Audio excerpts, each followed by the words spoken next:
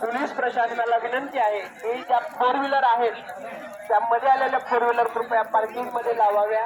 VIP गेटच्या सोडून बाकीच्या सगळ्या फोर व्हीलर आपण बाहेर लावाव्या. पोलीस प्रशासन मॅडम आपणास विनंती आहे की समोरच्या जे फोर व्हीलर आहेत टू व्हीलर आहेत त्या थोडं जरा वाहतुकीचा नियम पाळून त्यांना शिस्तीत लावाव्यात.